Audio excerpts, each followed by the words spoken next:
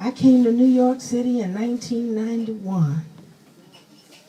I was a mother of 3 children by the time I was 23. And not just a mother, but a responsible mother. I had been in this music business as a kid, and a terrible thing happened to me, and I got pregnant. Terrible thing. And you know that can't be any more than just plain old-fashioned rape. But I kept my baby. But when I was 8 months pregnant, I decided, no, I'm messed up. Everything's messed up. My career is messed up. My music's messed up. I'm leaving here.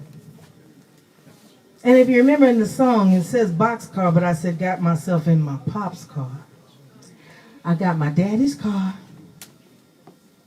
8 months pregnant, got in the car, went down on the street. I'm from Peoria, Main Street at that time. You go straight down in the river to the river and just drive right on in. There was nothing to stop you.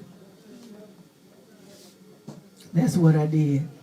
I went down there, and it was raining, raining, raining. And I sat there to look at my life before I drove into the river.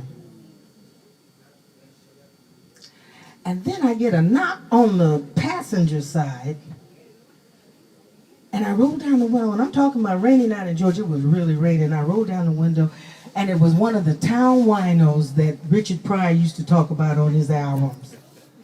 They were real people, because he's from Peoria, Illinois. We got started on the same stage together. It was one of them winos that used to say, "Hey, fool, you better slow that thing down. This is a neighborhood. This ain't no residential district." It was one of them guys. He was so drunk on wine, he couldn't hardly stand up. So he held on. I rolled the window down. He held on to the car, and he's like this. And he looks in the car and looks at me, and he says, "What's the matter?" He was serious too. I got serious and told him what the matter was. So I just told him my story. He's holding up. I know he's probably thinking and says, "Damn, I didn't mean to ask for that much information. I was getting ready to ask your ass for some wine." But he listened. He listened with everything. I could feel it. I could feel what was coming out of me. I could feel the pain of what it was all. And there he was, holding on with dear life, listening. And when I finished, he said, "Where is this son of a bitch? I'll kill him." And the power of those words, he meant it. I know he couldn't help himself, but he identified with that pain so much that the desire to die just whoop left.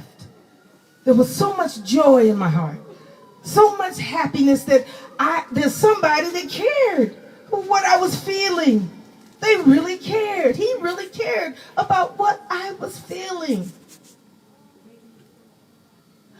A year later, I see this wino sitting on the steps of City Hall. He's between wine bottles.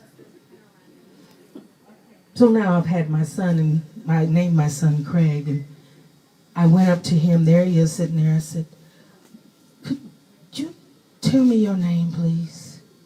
He said, "My name is Monroe Flat." I said, "Well, Monroe, I want to thank you for saving my life. And I want to thank you for not only saving my life, but saving my son Craig's life." And of course, he looked at me. He had no clue who I was, but I knew who he was. So every now and then I give that tribute when I'm as happy as I am now and see friends like